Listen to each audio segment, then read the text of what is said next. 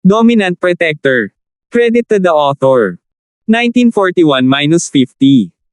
Ang mga pangalan po na nandito ay galing sa mga name generator. Kaya kung meron man pagkakatulad sa mga pangalan ng totoong tao o lugar, ito ay tunay na hindi sinasadya. Oo. Lumiwanag ang mga mata ni Cheryl. Tama ang kahilingan ni Trixie para kay Terence na magkaroon ng pangunahing asawa, ngunit kinailangan nilang tulungan ni Yasi si Trixie na alagaan siya.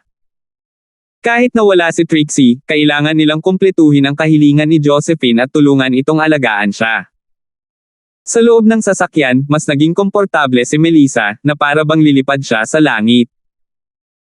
Ang kanyang katawan ay puno ng pawis, at kailangan niyang aminin na ang proseso ng paggamot sa isang sipon ay isang kasiyahan. Ito ay 10,000 beses na mas komportable kaysa sa pagkuha ng isang IV. Sige, tapos na ako. Tinapos ni Terence ang masahe. Gusto niyang gamitin ang mga pilak na karayom, ngunit itinapon niya ito sa kanyang bag matapos makipag-ugnayan sa dalawang nagbebenta ng droga. Hindi na siya nag-abalang bumalik at kunin dahil maliit lang itong sakit tulad ng sipon at lagnat. Walang pagkakaiba sa pagitan ng masahe at pilak na karayom. Gumaling na. Noon lang napagtanto ni Melissa na basang-basa na siya sa pawis, at basang-basa ang kanyang damit.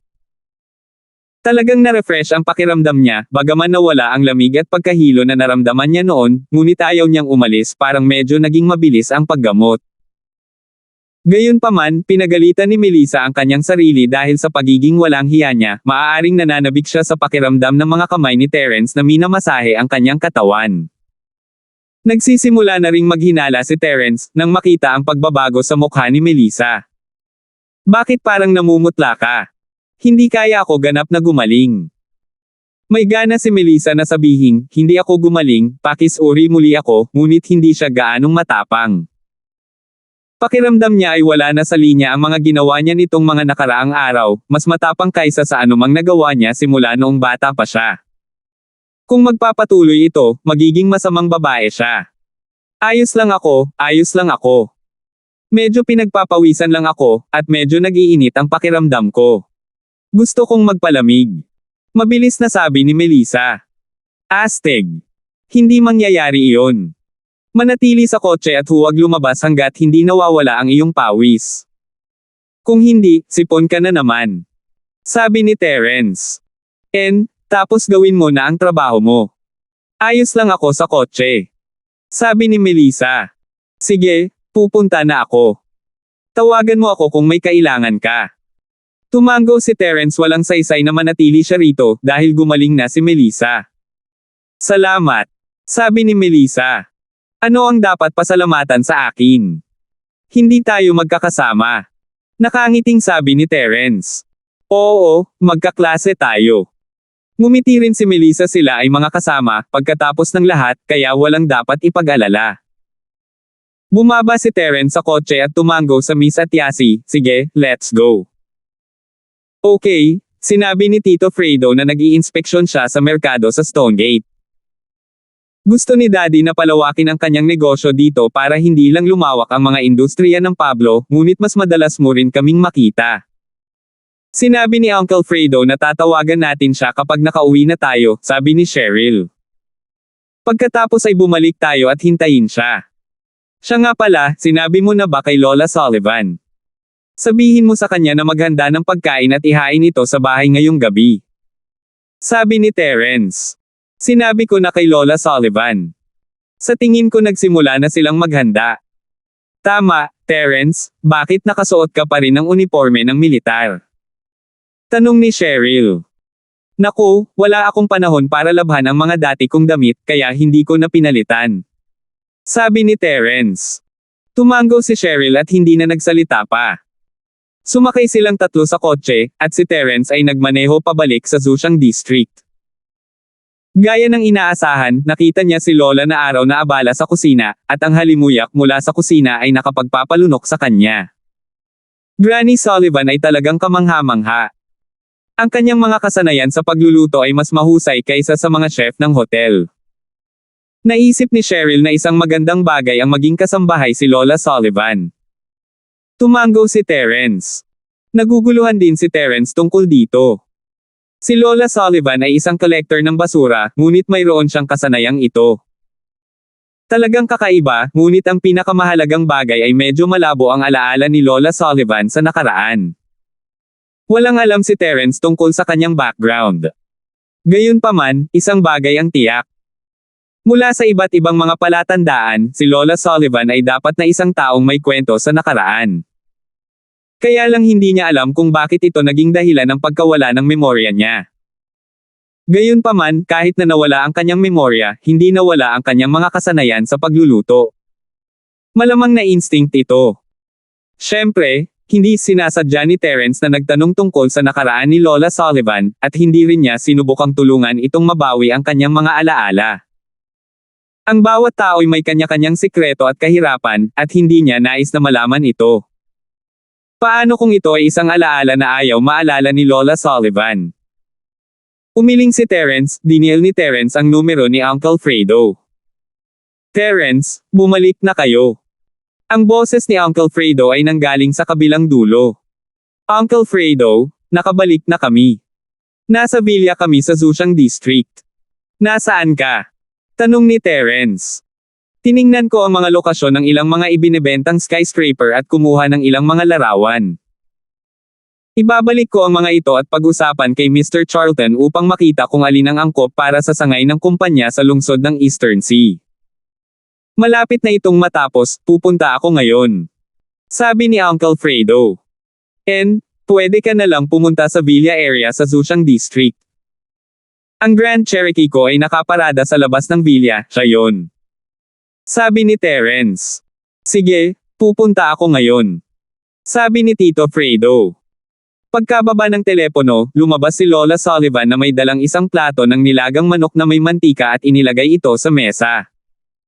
Ang sarap talaga, na naglalaway sa paningin ng mga tao.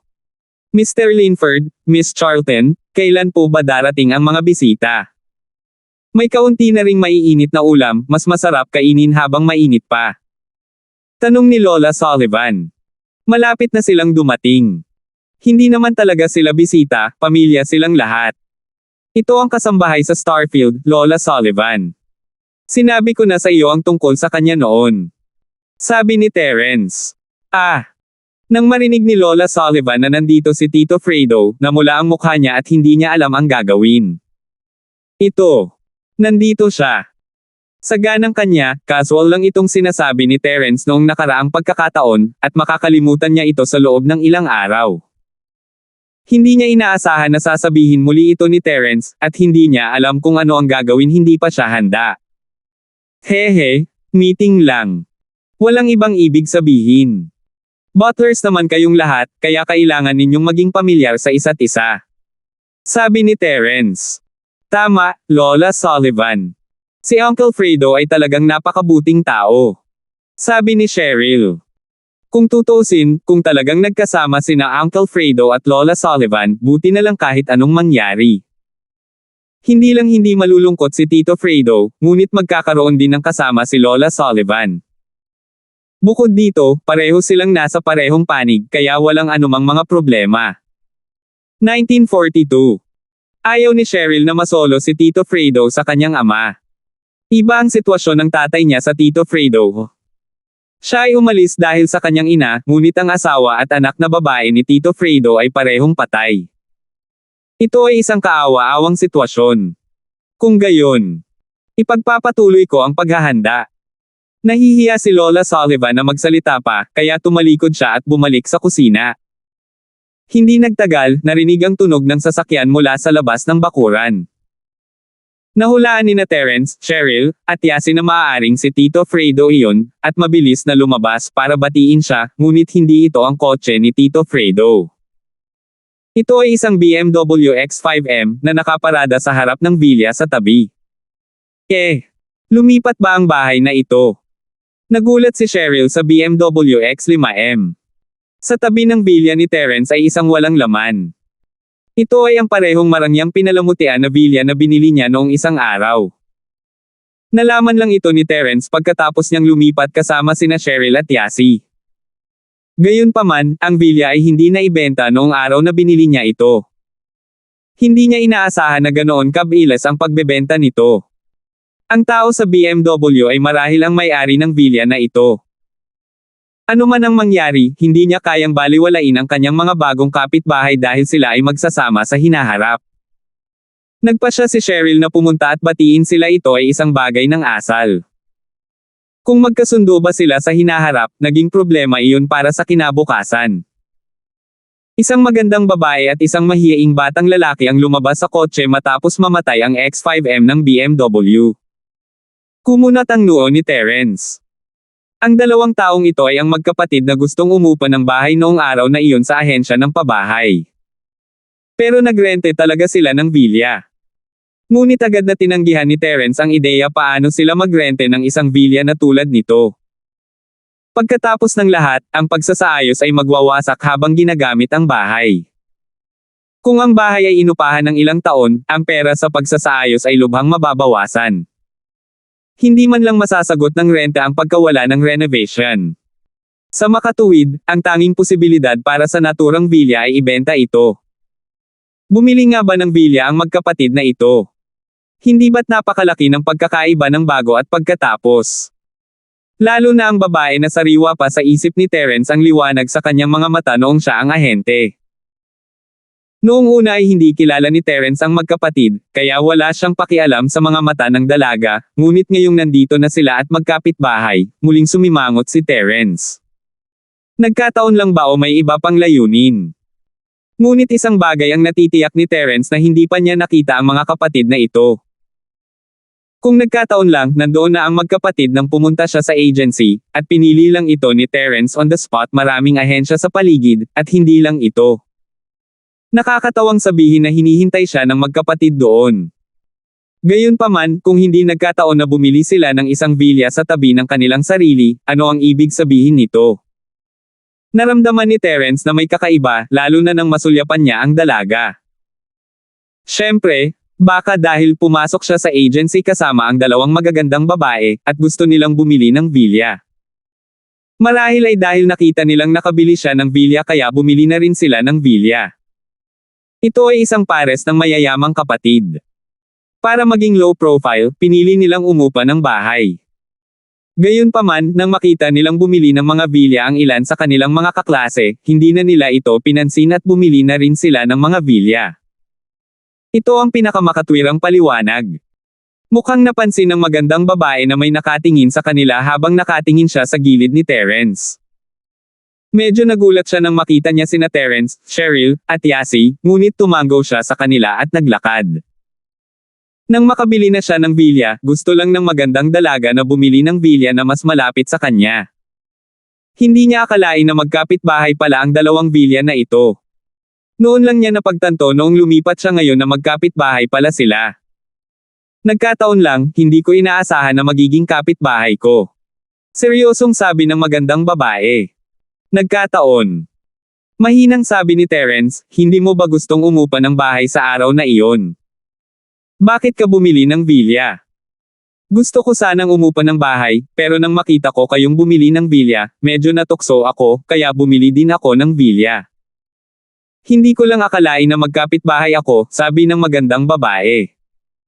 Nakita ni Terence na hindi peke ang sorpresa ng babae at naghinala. Baka nagkataon lang talaga. Hindi peke ang sorpresa ng magandang dalaga. Nagulat siya na magkapit-bahay ang dalawang villa. I see. Mag-aaral din ba kayo ng East Ocean Industry University? Tanong ni Terence. Oo, kami ng kapatid ko. Pero pagkatapos naming bumili ng villa, may dumating sa bahay at hindi kami nag-report sa trabaho, kaya nag-day off kami at nagplanong mag-report sa trabaho bukas. Sabi ng magandang babae. Oh. Tumango si Terence at hindi na nagtanong pa. Hello, ako si Cheryl at siya si Yasi mula sa Economics Department ng Eastern City University. Maganda ang impresyon ni Cheryl sa dalawa matapos marinig na mga estudyante rin sila ng East Ocean City Engineering University. Magka-school sila, para magkasundo sila at madalaw ang isa't isa kapag libre. Ah, galing ka sa Departamento ng Ekonomiya. Nagkataon lang. Sa parehong departamento ang kapatid ko. Ako si Jenny, At ito ang aking kapatid, Boyet, sabi ng magandang babae. Hindi ko inaasahan na pareho ka pala ng major. Jenny, wala ka sa economics major. Tanong ni Cheryl. Hindi, galing ako sa biology department. Ito ay isang maliit na major lamang. Ito ay gamot. Natatakot ako na hindi mo pa ito narinig, sabi ni Jenny. Kumunat ang noo ni Terence. Gamot. Hindi ba ito masyadong nagkataon? Ngunit hindi na nagtanong pa si Terence matapos matiyak na hindi sila mga practitioner. Mayroong ilang mga bagay na kailangan niyang tingnan sa hinaharap kahit na pinaghihinalaan niya ang mga ito. Medicine. Hindi naman pwede, di ba? Na-curious si Cheryl kung bakit mag-a-apply ng gamot ang isang babae. Medicine major din si Terence, nagkataon lang. Ah! Ikaw din. Nagulat si Jenny kay Terence. Gusto mo rin mag-aral ng mga halamang gamot? Tumango si Terence. Magaling. Mag-sparring tayo ng mas madalas sa hinaharap. Gusto ko ring mag-aral ng mga halamang gamot. Tuwang-tuwang sabi ni Jenny na para bang nakahanap siya ng mapagkakatiwalaan. Gayunpaman, isang Bentley ang nagmaneho bago pa makapagsalita si Terence. Kotse yun ni Tito Fredo. Nandito ang kaibigan ko. Let's keep in touch. Tumango si Terence kay Jenny. Matapos marinig ang mga pangalan ni Jenny at ng kanyang kapatid, mas natitiyak niyang hindi niya kilala ang 2 taong ito. Hindi pa niya narinig ang 2 pangalang ito kahit noong nasa misyon siya noon. Sige, pupunta tayo at mag-aayos ng villa. Habang nagsasalita si Han Jingjing, binuksan niya ang trunk ng kotse at naglabas ng ilang kumot at iba pang pang-araw-araw na pangangailangan. Tila may mga binili siyang gamit. 1943. Sinulyapan ni Terence ang plaka at modelo ng BMW. Ito ang pinakabagong modelo ng US ngayong taon, wala pa sa merkado, malamang na na-import na kamakailan. Ang plaka ay ang pinakabagong numero ng Stonegate, kaya malinaw na ito ay isang bagong kotse. Hindi niya masabi kung saan nanggaling ang magkapatid. Gayunpaman, upang makabili ng isang villa at isang X5M, dapat na napakayaman ng magkapatid.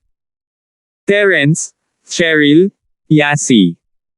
Bumaba ng sasakyan si Tito Fredo at mula sa kaibuturan ng kanyang puso ay napangiti siya nang makita ang tatlo. Kalahating buwan na ang nakalipas mula nang huli niyang makita silang tatlo, at sumugod siya matapos marinig na tapos na ang pagsasanay.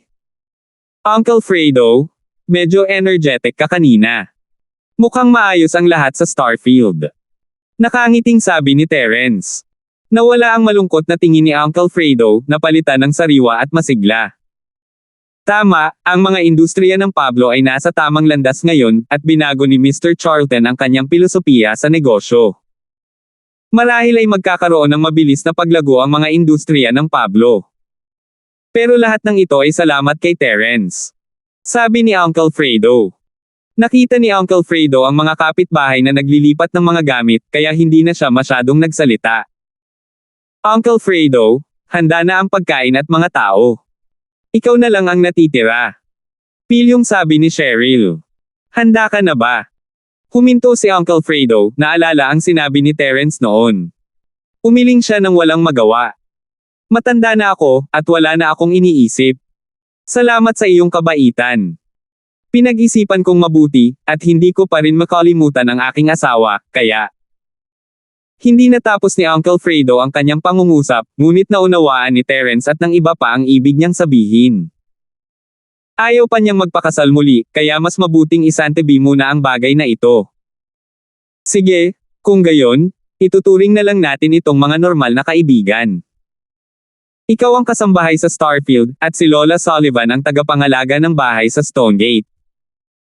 Magkakaroon pa kayong dalawa ng mas maraming pagkakataon na makipag-ugnayan sa hinaharap. Sabi ni Terence. Okay, hehe. Kahit hindi mo nabanggit, matagal ko nang gustong bisitahin itong MS Sullivan at salamat sa paghatid sa iyo. Sabi ni Tito Fredo. Habang nag-uusap sila, naglakad silang 4 papasok ng villa. Inilapag ni Lola Sullivan ang huling mainit na ulam sa mesa. Nang makita niyang may dumating, agad niya itong binati, Mr. Linford, Miss Charlton, andito na po ang mga bisita. Nakahanda na ang pagkain. Nawala ang ngiti ni Uncle Fredo nang marinig ang sinabi ni Lola Sullivan. Itinaas niya ang kanyang ulo sa hindi makapaniwala at tumingin kay Lola Sullivan. Bigla siyang na-freeze on the spot na parang tinamaan ng kidlat. Tumingin siya kay Granny Sullivan at sa sobrang tuwa ay hindi siya makapagsalita. Binago ng panahon ang kanyang hitsura. Naitinda na ng hangin at hamog na nagyelo ang kanyang mukha, ngunit nakilala ni Tito Fredo ang taong nasa harapan niya sa isang sulyap. Ito ang babaeng pinapangarap niya, ang kanyang asawa, si Sally. Siya iyon. Hindi siya namatay. Siya ay nasa Starfield sa buong oras. Saka bakit hindi siya hinanap? Siya ay isang sikat na tao sa Starfield ngayon, at kahit na wala siyang gaanong exposure gaya ng isang celebrity, makikita pa rin siya nakasama si Pablo sa ilan sa mga pahayagan ng negosyo. Uncle Fredo, this is Granny Sullivan. Pagpapakilala ni Terence. Ipapakilala na sana niya si Tito Fredo kay Lola Sullivan nang lumingon siya at nakita niya ang natigil ang ekspresyon ni Tito Fredo. Tito Fredo. Napakurap si Terence. Anong problema Tito Fredo? Medyo naguguluhan din si Lola Sullivan. Ano ang mali sa taong ito? Bakit siya nakatitig sa kanya sa sandaling pumasok siya, tulala? Bagamat alam ni Lola na araw na siya ay nagbihis sa mga araw na ito at may kaakit-akit, tiyak na hindi siya isang magandang kagandahan. Paano ang isang matandang babae na tulad niya ay makagalaw ng isang lalaki? Bukod pa rito, alam niya kung sino si Tito Fredo, siya ay pangalawa lamang sa isang tao sa mga industriya ng Pablo, at mayroong libu-libong tao sa kumpanya. Sa ganoong klase ng status, makukuha niya ang kahit sinong magandang babae na gusto niya, kaya bakit siya mahuhulog dito? Kaya naman, kahit na nakinig si Lola Sullivan sa pakikipag-matchmaker ni Terence, wala siyang pakialam. Dahil ang taong ito ay hindi interesado sa kanya, kung gayon ano ang kahulugan ng titig na ito. Gayunpaman, alam ni Lola Sullivan na ang taong ito ay dapat na mas malapit sa kanya kaysa kina Terence at Cheryl, kaya hindi siya nagpakita ng anumang kawalang kasiyahan. Gayunpaman, bagamat naguguluhan si Lola Sullivan, naramdaman din niya ang matinding pagmamahal sa mga mata ni Tito Fredo. Nagdulot ito ng kakaibang pakiramdam kay Lola Sullivan. Hindi kaya na in love at first sight siya sa kanya. Sally Sullivan, ikaw ba yan? Tinaas ni Uncle Fredo ang kanyang kamay na kinakabahan. Nanginginig ang boses niya at mabilis ang paghinga niya. Nalilitong tumingin si Lola Sullivan kay Tito Fredo. Sally Sullivan. Sino si Sally? Ha? Parang pamilyar ang pangalan na ito. Narinig na ba niya ito dati? Muling umiling si Lola Sullivan. Wala siyang impresyon dito. Nadurog ang puso ni Uncle Fredo nang makita ang kaina-hinalang mga mata ni Lola Sullivan. Bagamat walang pinigilan ang oras at ang taong nasa harapan niya ay hindi na ang bata at magandang babae, sigurado si Tito Fredo na asawa niya ito, si Sally. Ito ay isang pakiramdam ng pagiging malapit na nagmula sa kaibuturan ng kanyang puso. Ako. Fredo Lee ako. Ito ang unang pagkakataon na sinabi ni Fredo ang kanyang tunay na pangalan sa loob ng maraming taon, ngunit wala siyang pakialam. Ang lahat ng nakapaligid sa kanya ay ang kanyang pinakamalapit na pamilya, at walang mananakit sa kanya. Maraming beses nang nailigtas ni Terence ang kanyang buhay. Ngayon lang nalaman ni Terence na ang tunay na pangalan ni Fredo ay Fredo Lee. Fredo Lee ito ay isang pangalan lamang na nabuo mula sa dalawang salitang binaligtad. Nang marinig ang dalawang salitang, Fredo Lee, ang mukha ni Lola Sullivan ay sa wakas ay nagpakita ng bakas ng pagbabago.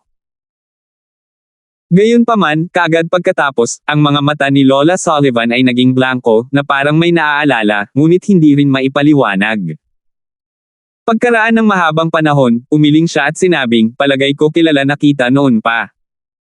Ngunit wala akong maalala. Ikaw. Kilala mo ba kung sino ako? Mahuhulaan ni Terence kung anong uri ng relasyon ng Lola Sullivan na ito kay Tito Fredo mula sa hitsura ng kanyang mukha. Napabuntong hininga siya, ang mundo ay isang maliit na lugar sa parehong oras. Sila ay nasa parehong lungsod sa loob ng napakaraming taon, ngunit hindi sila kailanman nagkaroon ng anumang pakikipag-ugnayan. Gayunpaman, nang pumunta si Lola Sullivan sa Stonegate kasama nila, nagkaroon sila ng ilang mga pakikipag-ugnayan sa halip.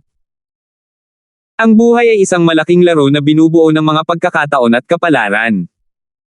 Ikaw si Sally Sullivan, asawa ko. Sabi ni Uncle Fredo habang balis ang nakatingin kay Lola Sullivan. Ah! Hindi gaanong kilala ni na Cheryl at Yasi ang background ni Tito Fredo, kaya hindi sila nag-react ng kasing bilis ni Terence. Ngayon lang nasabi ito ni Tito Fredo na gulat na napatingin sila Tito Fredo at Lola Sullivan.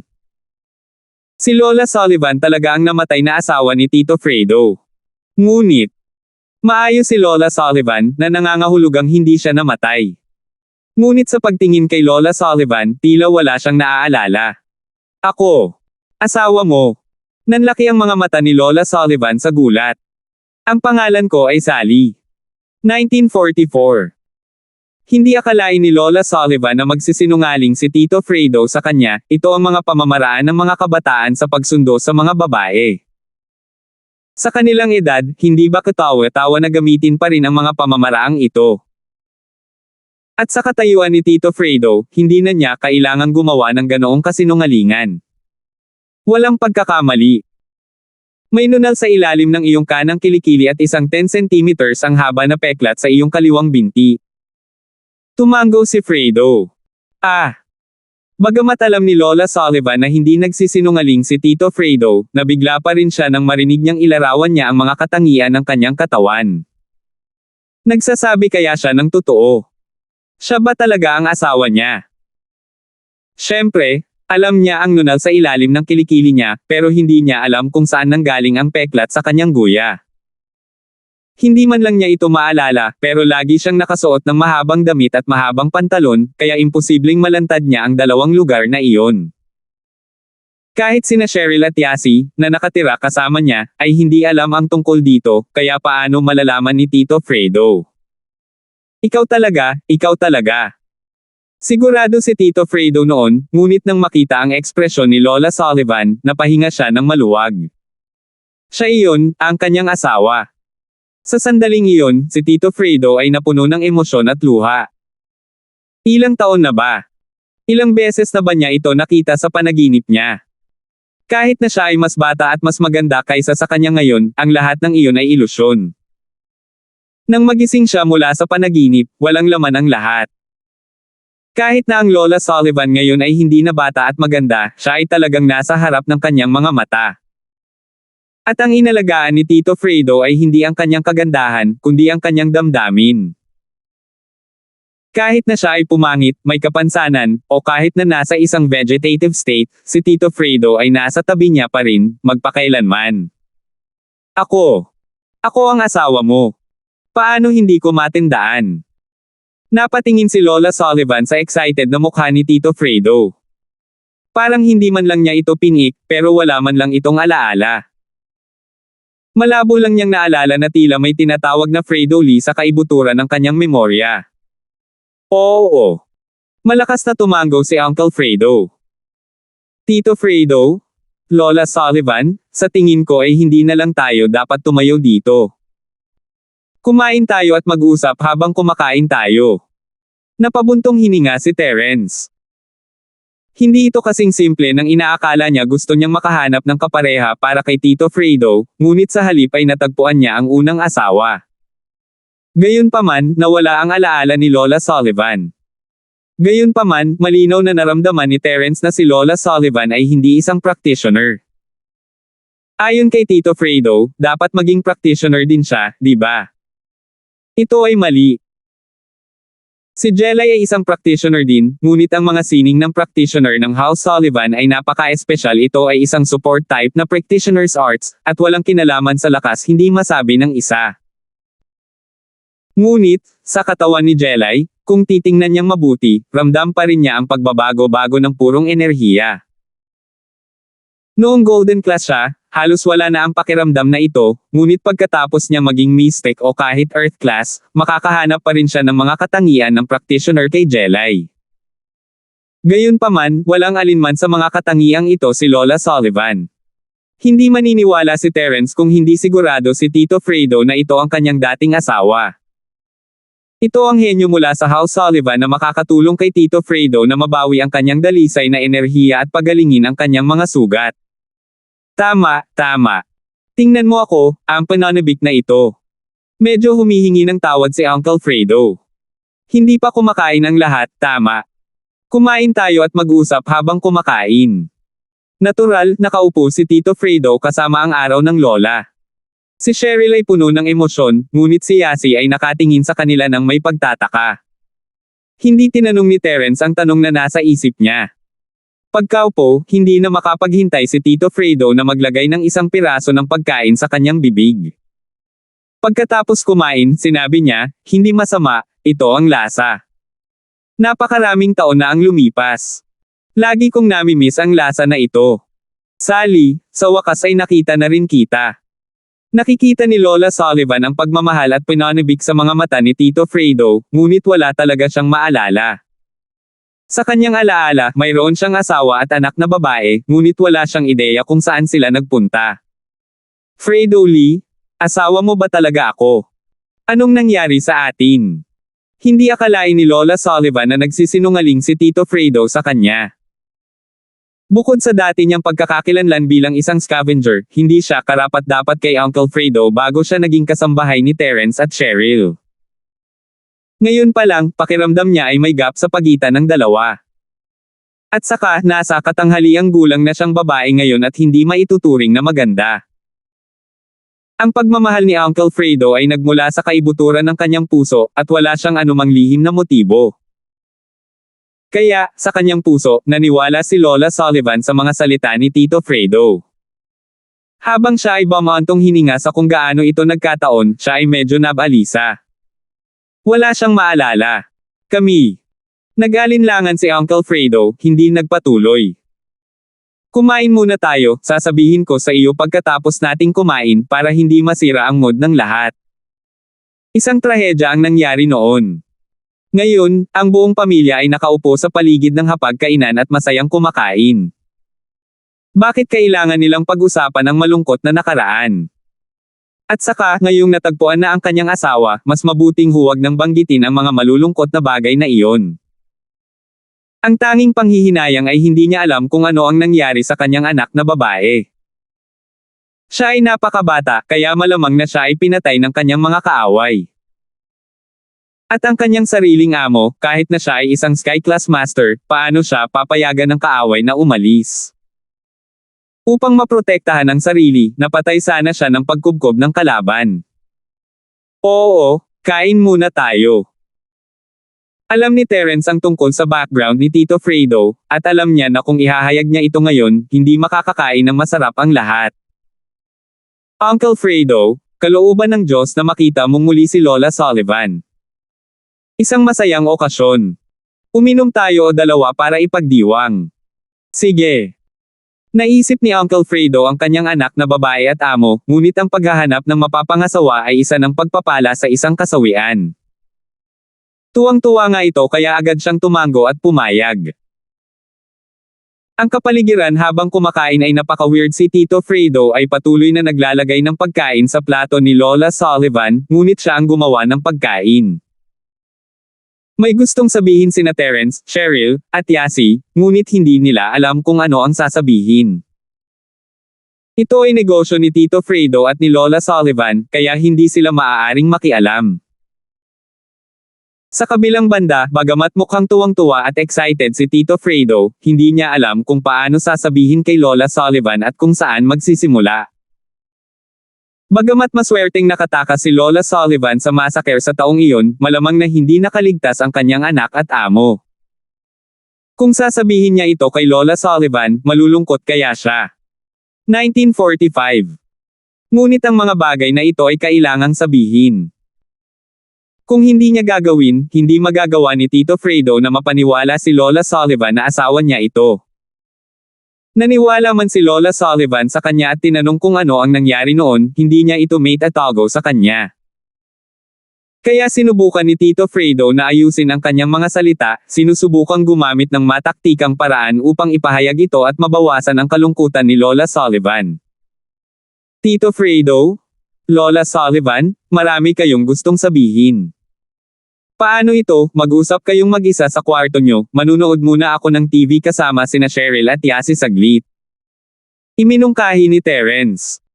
Malapit nang matapos ang pagkain, at tila walang ganang kumain ang lahat. Sige, sige. Matagal nang gustong kausapin ni Uncle Fredo si Lola Sullivan ng mag-isa, ngunit hindi niya alam kung paano ito sasabihin sa harap ng lahat. Hindi niya sinusubukang itago ito kay Cheryl at sa iba pa, ngunit may mga bagay na hindi niya kayang sabihin. Mr. Fredo, mag-usap tayo sa kwarto ko. Bumantong hininga si Lola Sullivan. Masyadong kakaiba ang mga pangyayari ngayon, at hindi niya ito matanggap. Gayunpaman, masasabi niya na tila hindi nagsisinungaling si Tito Fredo, ngunit hindi niya makumbinsi ang sarili na paniwalaan siya. Ms. Sullivan, hindi mo na ako kailangang tawaging Mr. Fredo. Ang pangalan ko ay Fredo ngayon. Maaari mo akong tawaging Fredo.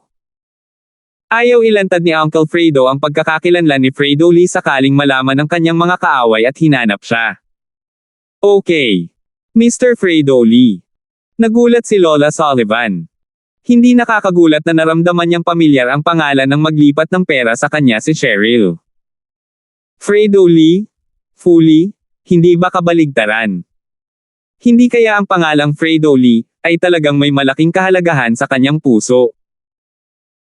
Pumasok siya sa kwarto kasama si Tito Fredo at umupo sa sofa, kasama sina Cheryl at Yasi na nakaupo din. Nakabukas ang TV, pero silang tatlo ay nakatutok kay Tito Fredo, wala sila sa mood na manood ng TV. Cheryl, sis, sa tingin mo ba si Lola Sullivan ang asawa ni Tito Fredo? Tanong ni Yasi. Dapat lang. Hindi ko pa nakita si Tito Fredo na nawawala ng katinoan ng ganito, sabi ni Cheryl. At saka, ang kanyang mga mata ay hindi mukhang nagkukunwari. Nako, kakaiba. Bakit hindi naaalala ni Lola Sullivan si Tito Fredo? Baka nakuha na rin niya ang panalo. Ga. Biglang napagtanto ni Yasi na si Cheryl ay nakatingin sa kanya ng nakamamatay na tingin. Mabilis na itinikom ni Yasi ang kanyang bibig sa takot. Gusto niyang tanungin kung nakainom na rin ba ng halamang gamot si Lola Sullivan, ngunit bigla niyang naalala na nasa tabi niya pala si Terence. Kung sasabihin niya ito, tiyak na tatanungin siya ni Terence tungkol dito, at mahirap ipaliwanag. Matapos itong pag-isipang mabuti, iba ang sitwasyon ni Lola Sullivan kaysa kay Terence. Wala siyang naalala, hindi lang si Tito Fredo. Oo. Baka nawala ng memorya si Lola Sullivan sa ilang kadahilanan, nakakalimutan ang ilang bagay. Mabilis na sinunod ni Cheryl ang mga salita ni Yasi. May nakalimutan ka. Biglang sumimangot si Terence. Pakiramdam niya ay may nakalimutan siya pagkatapos ng paglihis ng chi, ngunit hindi niya alam kung ano iyon. Tila may kaugnayan ito kay Trixie, o tungkol sa kanyang unang asawa. Cheryl, parang may nakalimutan din ako, tungkol sa una kong asawa. Sino siya?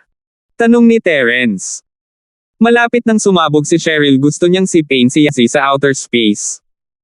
Ano ang pinag-uusapan ni Yasi? Hindi ba siya naghihintay lang sa mga tanong ni Terence? Gayunpaman, hindi niya masisisi si Yasi sa harap ni Terence. Mas maghahinala si Terence kung gagawin niya iyon. Kaya pinandilatan lang ni Cheryl si Yasi bago lumingon kay Terence at nagulat, wala ka bang naaalala tungkol sa pangunahing asawa? Hindi ko maalala. Anong nangyari? Tanong ni Terence. Ganito. Mabilis na pinunasan ni Yasi ang kanyang pagkakamali at sinabi ang ideya ni Terence Trixie. Kailangan niyang aminin na hindi masama ang mahusay na pagsasalita ni Yasi. Sa kanyang malinaw na paglalarawan, talagang naniwala si Terence sa kanyang mga salita. Kaya sinasabi mo na hindi ko talaga gusto si Trixie noon, kaya kinuha ko siya bilang pangalawang asawa ko, at pumayag siyang maghanap ako ng pangunahing asawa. Naisip ni Terence ang panahon noong una niyang nakilala si Trixie. Hindi ito isang magandang karanasan. Laging iniisip ng babaeng ito ang tungkol sa panggugulo sa kanya, at ilang beses din niya itong ginawa. Pagkatapos, nabalitaan niyang may sakit siya, at nakipagkasundo sa kanya. Kung ganoon nga, baka totoo ang sinabi ni Yasi. At sa personalidad ni Trixie, palagi niya itong hinihikayat na gumawa ng 3P, 4P, 5P sa kanyang Yasi na mga salita ay malamang na totoo. Kung ganoon, wala talaga siyang unang asawa, ngunit sa lahat ng oras na ito ay naghahanap siya ng isa. Kung ganoon ang kaso, dapat ganoon, ngunit bakit pakiramdam niya ay hindi ito kumpleto? Oo, ganyan yan. Ganito talaga. Hindi namin alam ni Cheryl sis na may terminal na si Trixie, kaya sinubukan namin siyang itulak palabas. Tapos, sinabi ko na pwede kaming mag-3P sa iyo, at hindi natuwa si Trixie tungkol doon. Gusto niyang makakuha ka rin ng asawang makakapag-3P sa amin. Hindi alam ni Cheryl kung ano ang sasabihin, ngunit hinayaan niyang magpatuloy si Yasi. Pagkatapos ng lahat, ang kwento ni Yasi ay ganap na lohikal, at si Cheryl ay hindi alam kung paano ito ipapaliwanag. At pagkatapos, tumango si Terence. Ang sinabi ni Yasi ay tila nasa lalim ng kanyang alaala. Parang may nangyari na noon, kaya hindi naghinala si Terence. Ngunit ang hindi alam ni Terence ay si Yasi ay sina Zhang Milky. Binago niya ang nangyari kay Josephine kay Trixie. Si Josephine ang nakahanap kay Trixie para lumaban sa kanya at kay Cheryl, hindi si Trixie ang gustong humanap ng pangunahing asawa. Ang twist ni Yasi, gayunpaman, ay ginawa itong parang totoo. At pagkatapos ay hinanap ko siya, ngunit bago ko siya mahanap, nakipag-ayos ako kay Trixie at naging isang pangkat ng kalokohan. At pagkatapos ay nawala ito. Sabi ni Yasi. Kaya ganyan. Tumango si Terence, nagpunta ako sa Chi Deviation dati at nakalimutan ko ang ilang bagay. Pero ngayong pinaalala mo na ako, may naalala ako. Pero hindi ako masyadong sigurado. At least alam ko kung ano ang nangyari. Oo, pero sinabi sa amin ni Trixie bago siya umalis. Sinabi niya na kung gusto mong humanap ng mapapangasawa, kailangan ka naming tulungan, at hindi mo maibabalik ang sinumang bulok na babae. Nagsimulang gumawa ng kwento si Yasi. 1946. Nako, kung hinahanap ko, tiyak na ipapaalam ko sa iyo. Tumango si Terence. Sige, huwag na nating pag-usapan ito, pag-usapan natin si Tito Fredo. Tama, Terence. Dapat alam mo ang background ni Tito Fredo, di ba? Ano ang nangyayari?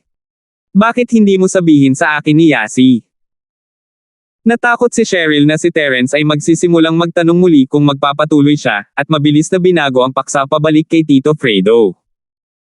At saka, na-curious siya sa kwento ni Tito Fredo at ni Lola Sullivan. Si Terence ay halatang isang insider, at malalaman niya mula sa kanyang ekspresyon sa hapagkainan. Okay. Si Terence ay walang magawa, kaya sinimulan niyang sabihin kina Cheryl at Yasi ang tungkol sa trahedya ni Tito Fredo sa sala habang kausap ni Tito Fredo si Lola Sullivan. Nang matapos si Terence, medyo malungkot ang mukha ni Miss, at hindi rin nagsalita si Yasi. Halata namang naapektuhan ang dalawa sa trahedya ni Tito Fredo. Hindi sila ginambala ni Terence. Nang marinig niya ang sinabi ni Tito Fredo ay nalungkot din siya at naging emosyonal. Maya-maya, nagsalita si Cheryl. Alam kong may malungkot na nakaraan si Tito Fredo, pero hindi ko inaasahan na magiging ganito kalungkot. Oo, hindi ko akalain na ang anak ni Tito Fredo. At ang kanyang amo. Inihayag din ni Yasi ang kanyang orihinal na personalidad, mabuti na lang at natagpuan niya ang lola na araw. Isa itong blessing in disguise. Oo, sana ay makasama nila ang natitirang bahagi ng kanilang buhay. Tumango si Cheryl. Hindi ko lang alam kung paano nawala ang memorya ni Lola Sullivan at kung mababawi niya ang kanyang memorya. Sagot ni Yasi. Sa sobrang galit ni Cheryl ay muntik na niyang sipin si Yasi sa kanyang dibdib. Bakit niya muling pinag-uusapan ang pagkawala ng memorya? Terence, dalubhasa ka sa medisina, may ideya ka ba? Binago ni Cheryl ang paksa sa mga medikal na kasanayan ni Terence, hindi nagbibigay sa kanya ng pagkakataong i-connecta ang mga tuldok. Ako. Susubukan ko. Hindi sigurado si Terence, titingnan niya muna ito. Hindi nagtagal matapos si Terence, itinulak ni Tito Fredo at ni Lola Sullivan ang pinto at lumabas. Nakita ni Terence na ang mukha ni Tito Fredo ay puno ng kaluwagan, ngunit medyo problemado rin. Sa kabilang banda, ang mukha ni Lola Sullivan ay tila malungkot na parang nawala. Tito Fredo, kumusta? Tanong ni Cheryl. Sinabi ko sa kanya ang lahat. Ngunit wala siyang maalala. Mapait na ngumiti si Uncle Fredo. Hindi ako makasigurado. Hindi ako asawa ni Mr. Fredo dahil hindi ko talaga matandaan. Medyo masakit na sabi ni Lola Sullivan, hindi ko na matandaan. Wala akong anumang alaala, ngunit alam kong hindi ka magsisinungaling sa akin. Tama, Tito Fredo, wala ba kayong sertipiko ng kasal ni Lola Sullivan nang ikasal kayo? Biglang tanong ni Terence. Ito marahil ang pinakamahalagang piraso ng ebidensya. Bagamat ang mga martial artist na ito ay walang pakialam sa mga alituntunin ng secular na mundo, maaari pa rin itong maging isang formalidad.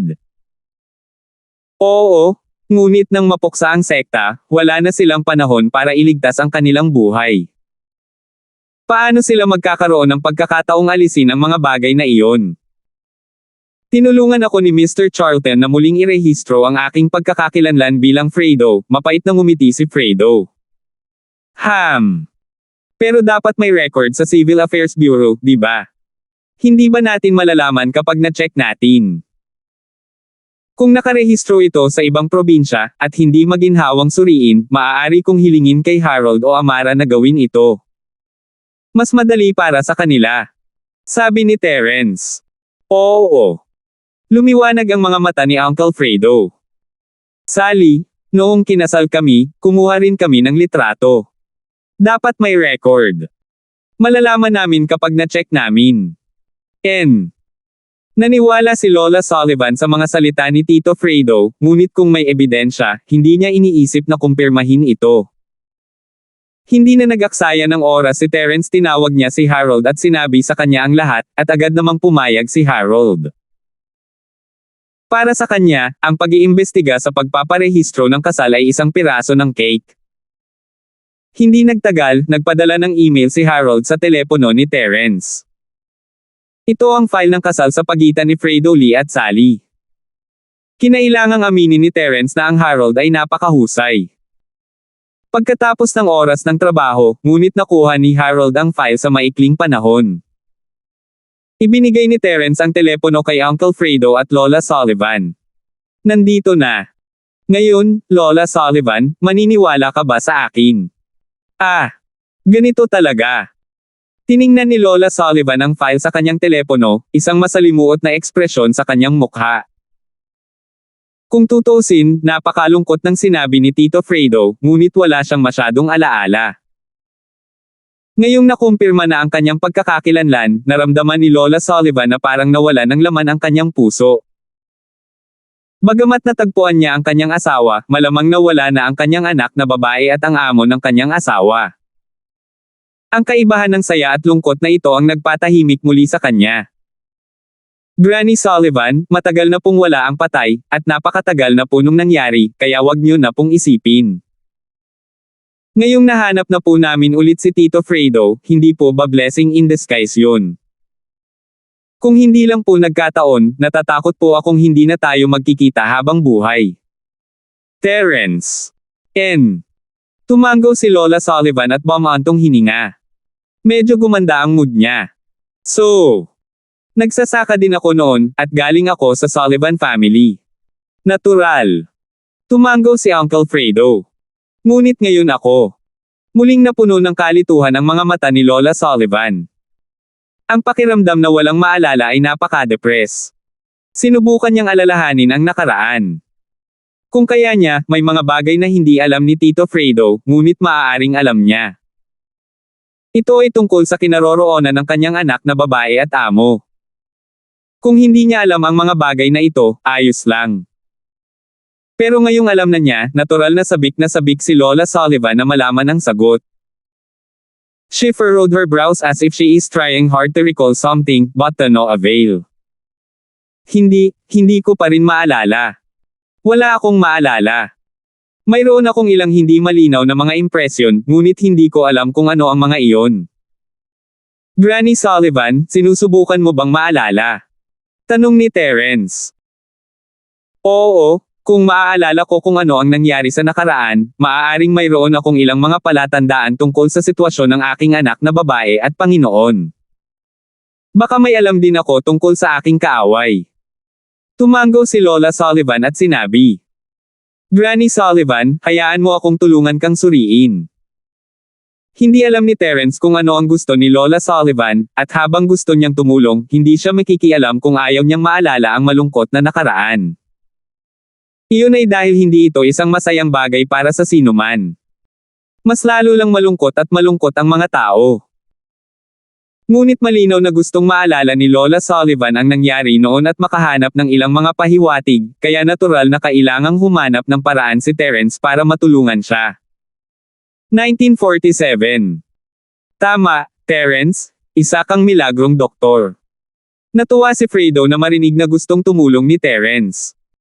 Tama, isang milagrong doktor si Mr. Linford. Na-stroke ako at rayuma sa aking mga binti, ngunit napagaling niya ito sa maikling panahon. Naalala ni Lola Sullivan na si Terence ang nagpagaling sa kanya noon, at napuno siya ng kumpiyansa. Hehe. Magpapacheck muna ako kung gagaling ako. I'll try my best. Nang pagalingin ni Terence ang pangit ng mukha at binti ni Lola Sullivan, hindi niya sinuri ang iba pang pisikal na kondisyon nito. Pagkatapos ng lahat, limitado ang oras at ang layunin ni Terence ay gamutin ang pangit ng mukha at binti ni Lola bago i-frame si Jin Ying-jun. Sige, paano mo ako kailangan makipagtulungan? Mabilis na tanong ni Lola Sullivan. Granny Sullivan, umupo ka lang sa sofa at iunat ang iyong mga kamay. Kukunin ko ang iyong pulso. Magagamit ni Terence ang kanyang dalisay na chi para suriin ang kondisyon ng katawan ng ibang tao, kaya hindi niya kailangan ng Granny Sullivan para gumawa ng anuman. Kailangan mo lang mag-relax. Sige. Tumango si Lola Sullivan at umupo sa tabi ni Terence, iniunat ang kanyang mga kamay. Hinawakan ni Terence ang mga meridian ni Lola Sullivan at sinimulang gamitin ang kanyang dalisay na enerhiya upang suriin ang kanyang kalagayan, ngunit ang kanyang dalisay na enerhiya ay naharang sa sandaling nagsimula siyang mag-channel. Napansin ni Terence na ang karamihan sa mga meridian ni Lola Sullivan ay nawasak, at ang iba ay naharang ng mga namuong dugo. Hindi ito kasing seryoso ng kay Harold, na nasira ang kanyang puso at nasa panganib, ngunit imposible para sa kanya na maging isang practitioner at sanayin ang kanyang chi. Ang sitwasyong ito ay halos kapareho ng kay Tito Fredo. Nasira din ang mga meridian ni Uncle Fredo hanggang sa hindi na niya kayang linangin ang panloob na sining. Halatang ganoon din si Lola Sullivan. Kung ganoon, ang baluktot na bibig at mga mata ni Lola at mga binti ay hindi dapat sanhi ng stroke o rayuma, ngunit sanhi ng mga nakablock na meridian. Bagamat pareho ang hinarang ng mga meridian at magkatulad ang mga pamamaraan ng paggamot, ang mga sanhi ng pagbuo ay ganap na naiiba. Hindi siya tinitigan ni Terence noon, kaya binti at bibig lang ang ginamo niya, iniisip na stroke iyon. Pero ngayon, parang hindi iyon ang nangyari. Ngunit hindi ito problema para kay Terence. Humarap siya kay Tito Fredo, Uncle Fredo, naiwan ko ang mga silver needles ko sa bag ko. Humanap ka ng botika at bilhan mo ako ng isa pang box. Maaaring gamitin ni Terence ang kanyang dalisay na chi upang ayusin ang mga sirang meridian, ngunit ang mga namuong dugo na naipon sa paglipas ng mga taon ay kailangang alisin gamit ang mga pilak na karayom. Ang mga namuong dugo ay patay na at hindi na muling maidugtong ng purong chi. Sige, pupunta ako ngayon. Mabilis na tumayo si Fredo at tumakbo palabas ng villa para bumili ng silver needles. Si Terence, sa kabilang banda, ay nagsimulang gumamit ng kanyang purong chi para ayusin ang mga nasirang meridian ni Lola Sullivan. Si Terence ay napakapamilyar sa pag-aayos ng mga meridian. Hindi alam ni Lola Sullivan kung paano siya tinatrato ni Terence, ngunit nakaramdam siya ng mainit at komportableng pakiramdam sa buong katawan niya, na para bang siya ay muling nabuhay. Maging sina Cheryl at Yasi ay napansin ang pagbabago ng araw ni Lola.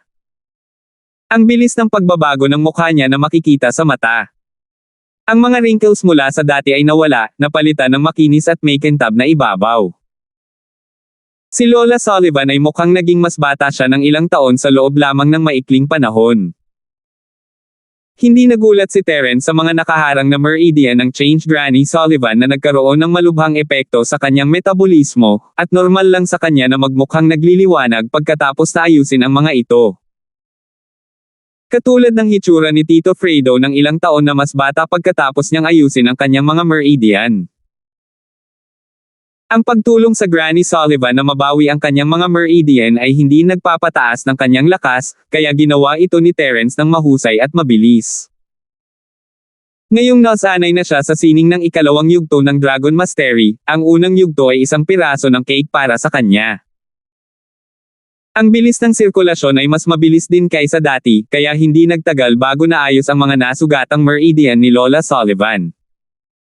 Siyempre, hindi pa nahawakan ni Terence ang ulo ni Lola Sullivan. Sa ganang kanya, dahil nawalan siya ng memorya, malamang na dumanas siya ng iba't ibang antas ng pinsala sa kanyang ulo. Ang ulo ay isa sa pinakamasalimuot na bahagi ng katawan ng tao, kaya kinailangan ni Terence na maghintay hanggang mabili ni Tito Fredo ang mga karayom bago siya pumunta upang suriin at gamutin siya. Hindi nagtagal, bumalik si Tito Fredo. Hindi siya nagdadrive, tumakbo siya hanggang sa paglalakad. Ang batika ay hindi malayo sa kapitbahayan, ngunit ito ay 2 kilometro mula sa lugar ng Villa. Dagdag pa, hindi pamilyar si Tito Fredo sa kalsada, kaya malamang na tumatakbo siya sa buong daan at labis na nag-aalala sa kalagayan ni Lola Sullivan. Nang makita ang ulo ni Tito Fredo na puno ng pawis, ang puso ni Lola Sullivan ay napuno ng init. Tila mahal na mahal siya ng lalaking ito. Kung hindi, siya ay isang magsasaka. Kahit gaano pa siya kabilis tumakbo, hindi siya gaanong pagpapawisan. Ang pawis na ito ay malinaw na mula sa pagkabalisa. Terence, walang mga karayom na pilak. Ito ay mga normal na karayom na may pilak. Ano sa palagay mo? Naglabas si Uncle Fredo ng isang set ng silver needles at inilagay ito sa mesa sa harap ni Terence. Kung hindi posible, magdadrive ako sa malaking batika para bumili pa. Walang masyadong tao ang bumibili ng mga bagay na acupuncture tulad nito sa mga araw na ito. Napakamahal ng mga pilak na karayom, at karamihan sa mga parmasya ay hindi bumili ng mga ito. Ang pagkakaroon ng mga silver-plated na karayom na ito ay sapat na, ngunit para kay Terence, ito ay isang kasangkapan lamang. Ang susi ay ang paggamit pa rin ng purong chi, kaya hindi mahalaga ang material. Sure, kukunin ko ito. Tumango si Terence at naglabas ng ilang pilak na karayom mula sa kahon. Parang casual niyang ipinapasok ang mga ito sa katawan ni Lola Sullivan, ngunit alam ng lahat na hindi ito basta-bastang pagkilos. Ang pamamaraan ni Terence ay napakatalino, at umabot na ito sa antas kung saan ito ay kasing kinis ng tubig. Habang lumalakas ang kanyang lakas, hindi na siya nakaramdam ng pagod gaya ng dati nang gumamit siya ng karayom. Nakakaramdam siya ng pagod pagkatapos gamutin si Edmund, ngunit nawala na ang pakiramdam na iyon ngayon. Granny Sullivan, huwag ka nang mag-isip ng kung ano-ano ngayon. Tutulungan kitang suriin ang pinsala sa iyong ulo. Sabi ni Terence. Sige, sabi niya. Mabilis na ipinikit ni Lola Sullivan ang kanyang mga mata, hindi nang ahas na mag-isip ng kung ano paman. Si Terence, sa kabilang banda, ay ginamit ang kanyang dalisay na chi para maingat na suriin ang kalagayan ng ulo ni Lola Sullivan, ngunit habang siya ay lumalim, siya ay nagpakawala ng isang gulat na sigaw, Nang marinig ang sigaw ni Terence, bahagyang nagbago ang mukha ni Tito Fredo, ngunit hindi siya naglakas loob na magtanong. Hindi niya alam kung ano ang mali kay Terence, kaya nakabantay lang siya sa gilid, naghihintay sa utos ni Terence. Ang kalagayan ng ulo ni Lola Sullivan ay nagdulot ng kakaibang pakiramdam kay Terence. Masasabing hindi nasugatan ang ulo ni Lola Sullivan, hindi katulad ng naisip ni Terence. May mga namuong dugo na dumidiin sa kanyang nerbiyos o humaharang sa kanyang mga meridian, na naging sanhi ng pagkawala ng kanyang memorya. 1948. Sa halip, sa ulo ni Lola Sullivan, may kakaibang totoong enerhiya na bumabalot sa isang bahagi ng utak ni Lola Sullivan.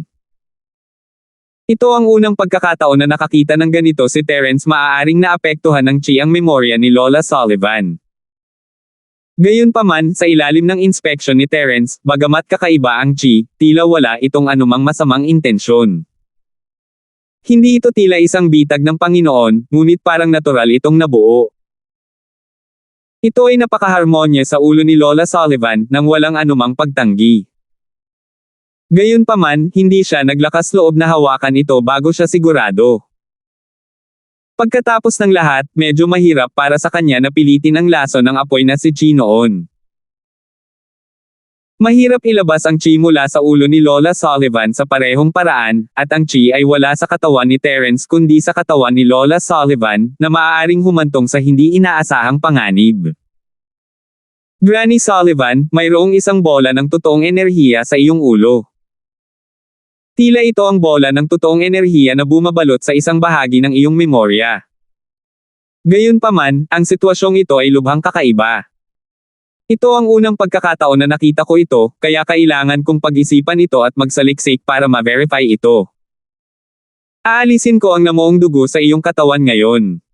Sabi ni Terence. Sige. Pumayag naman si Lola Sullivan nang hindi man lang nag-iisip. Sa kabilang banda, namutla ang mukha ni Tito Fredo. Alam niya ang mga pamamaraan ni Terence, at kung sinabi ni Terence na mahirap ito, tiyak na napakahirap. Walang sinabi si Uncle Fredo, umaasa lang na makakahanap si Terence ng mas magandang paraan. Ang pag-alis ng mga namuong dugo sa mga meridian ng lola ng araw ay mas madali, at si Terence ay nagsimulang magbuhos ng purong Chi sa bawat karayom pagkatapos niyang gawin, na sinira ang mga namuong dugo sa mga meridian ng Lola Sullivan upang ang dugo ay dumaloy sa mga pilak na karayom. Tamang-tama, pagkatapos ng kalahating oras, bawat pilak na karayom sa katawan ni Lola Sullivan ay nababalot sa isang layer ng itim na substansya, na halatang lason sa kanyang katawan. Maging si Uncle Fredo at Granny Sullivan, na alam na si Terence ay isang milagrong doktor, ay nagulat sa sitwasyon. Pagde-detox gamit ang silver needles. Kahanga-hanga si Shield Bro. Tiningnan ni Yasi ang dumi sa mga karayom. Shield Bro, may lason din ba ako sa katawan? Parang fire poison. Bakit hindi mo subukang tulungan akong tanggalin ito? Yasi, itigil mo ito. Huwag istorbohin si Terence. Ayaw ni Cheryl na abalahin ni Yasi si Terence. Ayos lang, tapos na.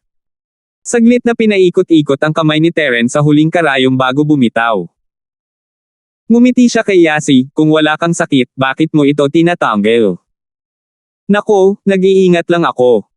Shield Bro, pwede mo ba akong tulungang mag-check ulit? Pwede mo nang habarin ang damit ko. Napakurap si Yasi. Hindi nakaimik si Cheryl. Itong bruha, kung gusto mong habarin ang iyong damit para makita ni Terence, gawin mo na lang, bakit ang daming dahilan? Isang pisikal na pagsusuri. Hindi mo na kailangang maghubad ng damit. Ipakita mo sa akin ang iyong kamay. Walang pagpipilian si Terence. Sige, sige. Sabi ni Yasi habang inaabot ang kamay.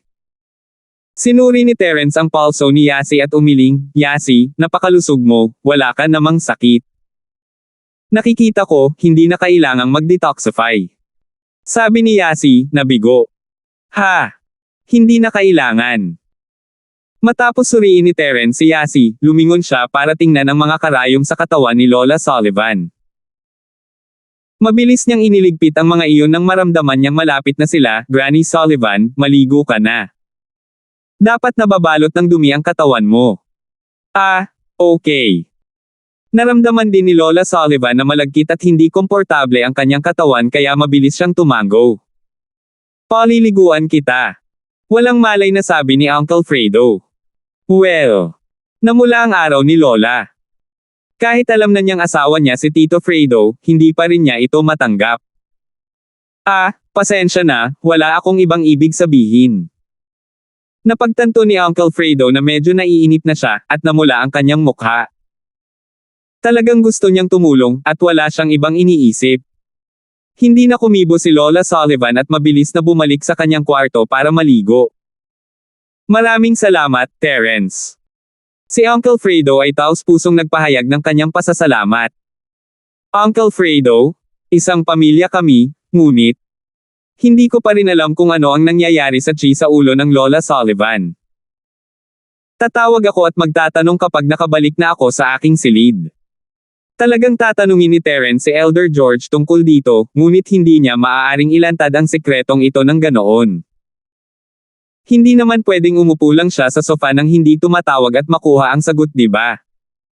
Sige, magtanong ka. Mabilis na sabi ni Tito Fredo, ngunit pagkatapos ay naramdaman niya na siya ay nagmamadali at nakaramdam ng hiya. Medyo nababalisa ako. Wala lang. Tatawag ako ngayon.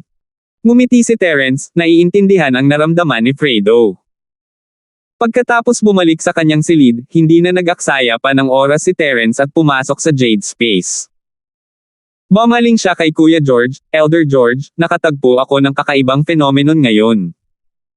Kasabay nito, ipinaliwanag ni Terence ang sitwasyon ni Lola Sullivan kay Elder George. Oh!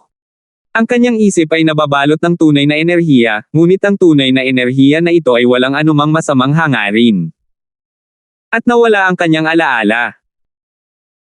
Bulong ni Elder George sa kanyang sarili matapos marinig ang mga salita ni Terence, hindi ko pa nakita ang iyong sitwasyon, ngunit maaari akong gumawa ng magaspang na hula. Anong hula? Mabilis na tanong ni Terence. Tulad ng sinabi mo, siya ay isang cultivator bago siya nasugatan at nawala ng memorya. Kaya, malamang na ang espiritual na enerhiya ay ginawa niya. Sabi ni Elder George. Self-generated. Ano ang ibig sabihin nito? Ibig bang sabihin ni Lola Sullivan ay nawalan siya ng memorya? Tanong ni Terence, nalilito. Masasabi mo yan. Ito ay likas na hilig ng isang practitioner, sabi ni Elder George. Sa ilang partikular na sitwasyon, ay activate nila ang potensyal ng kanilang katawan at gagamit ng purong chi para tapusin ang mga alaala sa kanilang isipan. Gumagamit ng tunay na chi sa pagbalot ng mga alaala. Bakit mo ginagawa ito? Lalong naguluhan si Terence. Mayroong dalawang posibilidad. Ang una ay kapag nakatagpo siya ng isang uri ng panganib na maaaring ilagay sa panganib ang kanyang buhay, mayroon siyang isang alaala na hindi niya kayang paghiwalayin bago siya mamatay. Ang alaalang ito ay babalutin ng Zen Chi na pinasigla ng potensyal ng katawan. Ang tinatawag na mahiwagang reincarnation na may mga alaala ay ganito. Sa aking alaala, ang isang henyo na nagsasaliksik sa akin ay isang dating kaibigan. Ang sitwasyon ay hindi nangangahulugang ito ay isang cultivator o isang ordinaryong tao, posible rin na pasiglahin ang potensyal ng isang tao at ibalot ang mahalagang memorya sa pinasiglang tunay na chi pagkatapos ng kamatayan. Ang set ng mga memory core na ito na nakabalot sa totoong chi ay iiral sa anyo ng mga libreng electric wave. 1949. Kung ang dalas ng pag-vibrate ng brainwave ng isang tao ay katulad ng dalas ng pag-vibrate ng memorya na ito, kung gayon ang hanay ng mga brainwave na ito ay maaaring idikit sa tao. Ito rin ay kapag ang ilang mga tao ay biglang nalaman na sila ay nakabisado na ng maraming kaalaman na hindi nila alam noon, o ang mga brainwave ng memorya na ito ay napakalakas na pinapalitan nila ang mga iniisip ng orihinal na may-ari. Ito ang isa pang maalamat na pagmamay-ari ng brainwaves. Siyempre, ito ay isang set ng paglalakbay sa mundo. Ang tinatawag na reincarnation at transmigration. Sabi ni Elder George. Elder George, hindi ko pa gustong lumipat o ipanganak na muli, maaari mo bang sabihin sa akin ang tungkol sa pangalawang posibilidad? Mapait na ngumiti si Terence. Mayroon talagang mga siyentipiko na gustong magsaliksik ng reincarnation. Ang siyentipikong ito ay dapat na isang kamangha-manghang tao. Haha, sinasabi ko lang. Imposibleng mag-transmigrate ka at maipanganak na muli. Sa tingin mo ba ganoon kadali iyon? Kahit ang kaibigan kong siyentista ay hindi nakahanap ng isang tiyak na paraan. Umiling si Elder George. Ang pangalawang posibilidad na sinasabi ko ay nawasak ang kanyang pamilya. Isang mapait na nakaraan iyon, at hindi siya makapaniwala sa kung ano ang nangyari sa kanya. Binalot ang malungkot na alaala na ito, na naging sanhi ng pagkawala ng kanyang memorya, malinaw na ito ang posibilidad. Ito ay karaniwan, sabi ni Elder George, hindi lang siya, ang ibang tao ay may parehong sitwasyon. Ito ay tinatawag na memory seal, ito ay kapag pinipilit mo ang iyong sarili na kalimutan ang isang tiyak na bahagi ng iyong memorya. So, ibig sabihin, ang tunay na enerhiya sa isip ni Lola Sullivan ay siya mismo ang gumawa. Tanong ni Terence. Hindi ako sigurado tungkol doon, ngunit dahil ang iyong sining ng Dragon Mastery ay maaaring mag-transform sa all-powerful chi, kailangan mo lang hayaan siyang makagawa ng kaunting chi at ikumpara ito sa chi sa kanyang ulo, hindi mo ba alam? Sabi ni Elder George. Ito. Ang susi ay nawalan siya ng memorya.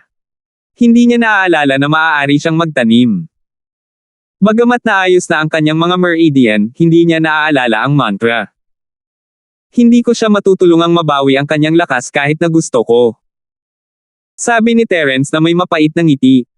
Nakikita ko. Kung gayon wala akong magagawa tungkol dito. Maaari mong tanungin si Fredo kung mayroon siya nito, o kung may iba pang nakakaalam tungkol dito. Walang magawang umiling si Elder George. Sige, pupunta ako at magtatanong. Tumango si Terence at umalis sa Jade Space, mabilis na bumalik sa sala. Terence, kamusta?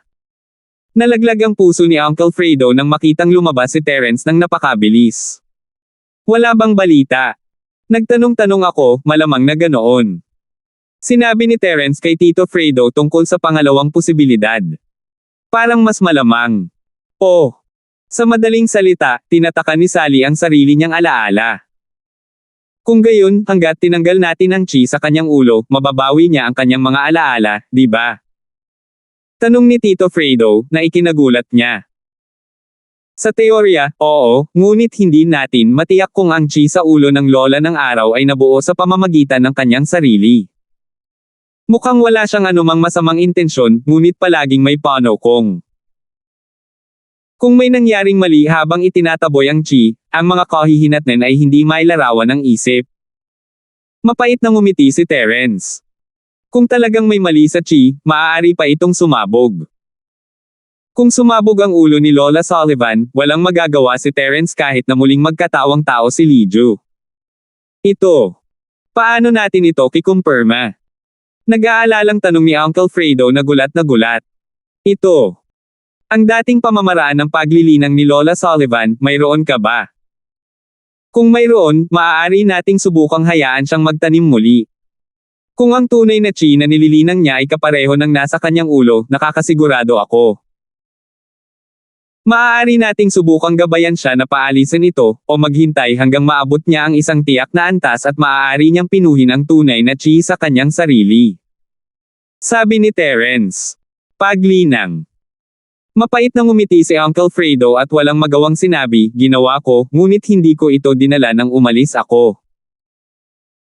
At saka, ang pamamaraan ng paglilinang ng Sullivan family ay hindi maaaring gawin ng mga ordinaryong tao, kaya hindi ko ito sinasadyang kabisaduhin. Ang Sullivan family.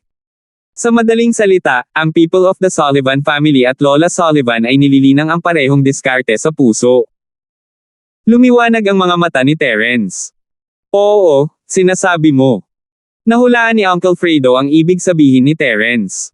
Jelay.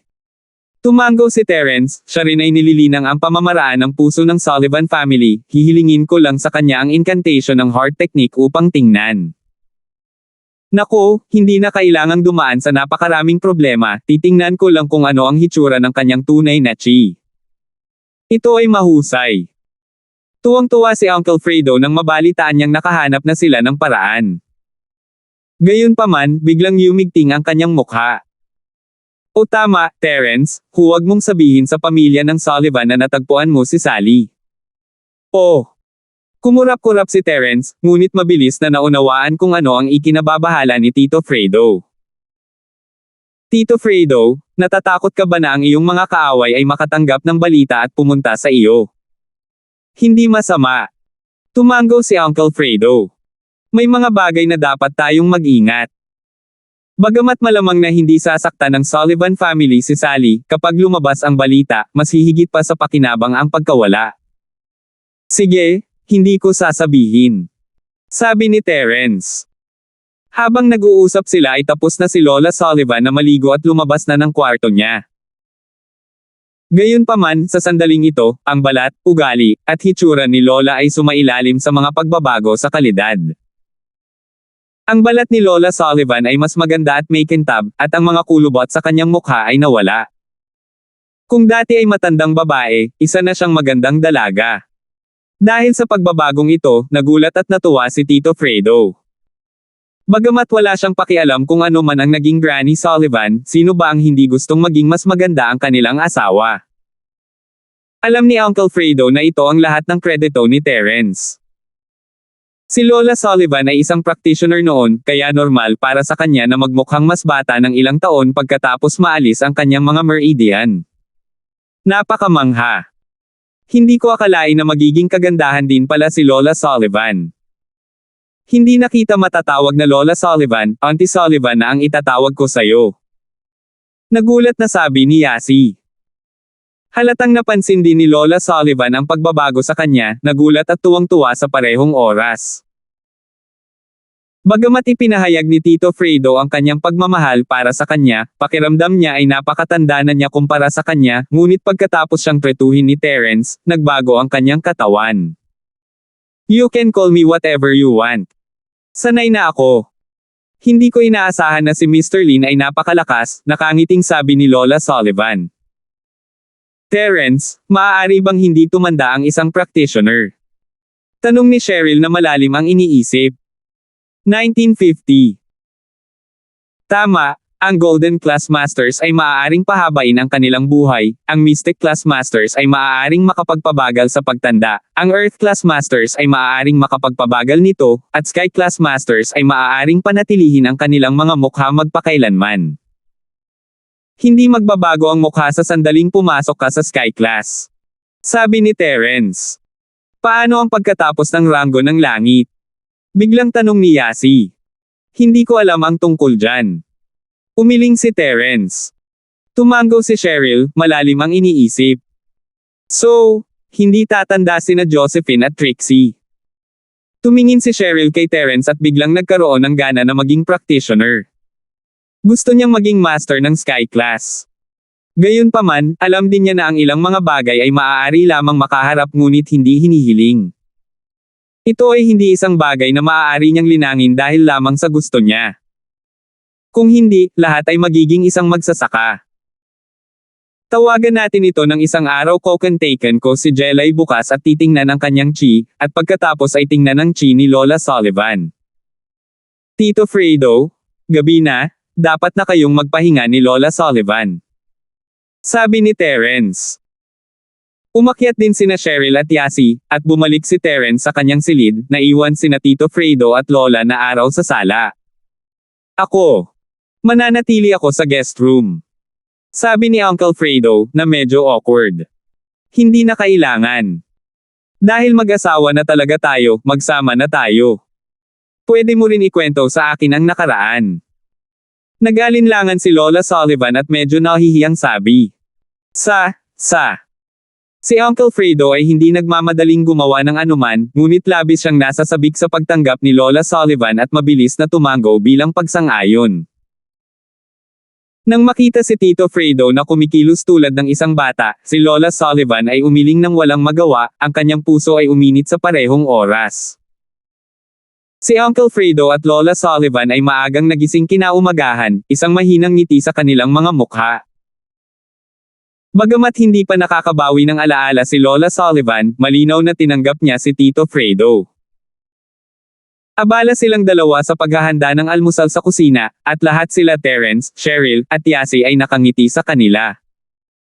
Napakasaya ni Uncle Fredo, ito ang unang pagkakataon na nakita ko siyang ganito kasaya. Sa alaala ni Yasi, si Tito Fredo ay isang seryosong tao kahit na sila ay nakatira sa villa, palagi siyang naghahanda ng almusal para sa kanila, ngunit palagi siyang seryoso sa kanyang mukha. Hindi pa siya nakangiti ng ganito. Nakahanap ng asawa si Tito Fredo, ngunit nasaan ang aking ina? Ang mga mata naman ni Cheryl ay napuno ng kalituhan at kawalan. Cheryl, sa tingin mo hindi ba alam ni Tito Chu ang nangyari sa iyong ina? Tanong ni Terence. Daddy. Alam niya, pero hindi niya sasabihin sa akin. Sinabi niya na bata pa ako, at mas mabuting huwag na lang malaman ang ilang bagay. Umiling si Cheryl. Kumurap-kurap si Terence, may iba pa ba? Ngunit dahil ayaw pag-usapan ni Pablo ang tungkol dito, wala siyang masabi. Ang bawat isa ay may kanya-kanyang sikreto, at baka may nangyaring hindi inaasahan noon. Pagkatapos mag-almusal, umalis na sina Terence, Cheryl, at Yasi sa villa at magde-drive na sana papuntang school nang lumabas na rin ang magkapatid sa katabing villa. Nagkataon lang, papasok din kayo sa school. Bati ni Han Jingjing. Pupunta rin kayo. Tumango si Terence. Hindi niya talaga gusto ang mga taong hindi siya pamilyar, lalo na kapag naghihinala siya sa background ni Jenny. Ganun ba? Paano kung tayong dalawa, magkapatid, sumakay sa iyo? Hindi pa namin alam ng kapatid ko kung nasaan ang mga economics at biology faculty buildings, biglang sabi ni Jenny. Nagkataon lang na galing kayo sa dalawang faculty na ito. Sige, sabay na tayo. Sumangayon si Cheryl bago pa man makasagot si Terence. As far as she was concerned, magkapit-bahay sila, magkaklase, at maging major. She would help if she could. It was no big deal. Ayaw ni Terence na maging masyadong malapit sa kanila at gusto niyang magmaneho sila sa likod, ngunit pumayag na ang miss, kaya wala siyang masabi. Maraming salamat. Sumakay si Jenny at ang kanyang kapatid sa kotse at umupo sa likuran kasama si Cheryl, habang si Yasi ay nakaupo sa front passenger seat. Pinaandar ni Terence ang sasakyan at nagmaneho papunta sa paaralan. Hindi naman ito kalayuan dito, at nakarating siya sa school nang wala sa oras. Pagkababa ng sasakyan, dinala ni na Cheryl at Yasi ang kapatid ni Jenny na si Boyet sa Departamento ng Ekonomiya, naiwan sina Terence at Jenny. Nilock ni Terence ang sasakyan at naglakad papunta sa Biology Department nang walang sinasabi. Hintayin mo ako. Nakita ni Han Jingjing na napakabilis na naglalakad ni Terence at tumakbo ng 2 hakbang bago humabol, pwede mo ba akong ipakilala sa isang bot-ika? Walang dapat ipakilala. Hindi mo ba alam ang major na inaplayan mo? Mahinang sabi ni Terence. Naawa si Jenny sa kanyang mga labi at naaawang sinabing, libangan ko lang ito, ngunit anong mga patakaran ang mayroon ako? Hindi ko nga alam kung ilan ang tao sa klase ko. Nako, may student rules sa teaching materials. Malalaman mo ang rules pagkatapos mong tingnan. Kung ilan ang tao sa klase, malalaman mo pagkatapos mong bilangin. Sabi ni Terence. Hindi inakala ni Jenny na si Terence ay magiging napaka-perfunctory sa kanya. Ngumisi siya at malungkot na sumunod sa likod ni Terence. Medyo nagulat si Terence nang makita ang malungkot na mukha ni Jenny. Baka nagkataon lang talaga. Dahil sa pagtingin sa hitsura ni Jenny, ang ganitong uri ng batang babae na parehong masaya at galit ay hindi dapat masyadong mapagpas siya. Nag-o-overthink ba siya? Ngunit hindi nagtagal, narinig niyang bumulong si Han Jingjing, baliwalain mo ako. Sinong nagsabing huwag mo akong pansinin? Sisipain kita hanggang mamatay. Sisipain ko. Sisipain ko. Ying Luo. Si Terence ay pinagpapawisan noong una, hindi ba medyo masama ang ugali ng babaeng ito? Kung hindi niya ito pinansin, sisipain siya nito hanggang sa mamatay. Hindi man lang nakarinig ng ilang pangungusap si Terence bago siya nakarinig ng sigaw. Lumingon siya at nakitang sinipa ni Jenny ang isang kahoy na istaka. Hindi niya inaasahan na ganoon kalakas ang kahoy na istaka, at nawala ng balanse si Jenny at natamba, ang ulo nito ay tumama sa lupa ng malakas na dong. Nanlaki ang mga mata ni Terence sa gulat. Ang babaeng ito. Hindi ba siya masyadong malakas? Sinipa ang isang kahoy na istaka at maaari ka pang mahulog pabalik. Okay ka lang ba? Walang magawang naglakad si Terence, nakita lamang ni Jenny na kagat-kagat ang kanyang labi, nangingilid ang mga luha sa kanyang mga mata na para bang lalabas na ang mga ito. Ang kanyang kamay ay nasa likod ng kanyang ulo, mukhang nakakaawa. Ako. Hindi ko kailangan na magmalasakit ka sa akin kahit na mamatay ako. Woo! Biglang umiyak si Jenny, na hindi nakapagsalita kay Terence. Ganun na lang ba siya nagbago ng ugali? Kanina lang, gusto na niya itong sipin hanggang mamatay, tapos ngayon wala na siyang pakialam. Salamat po at sinamahan ninyo ako, ingat lagi mga master.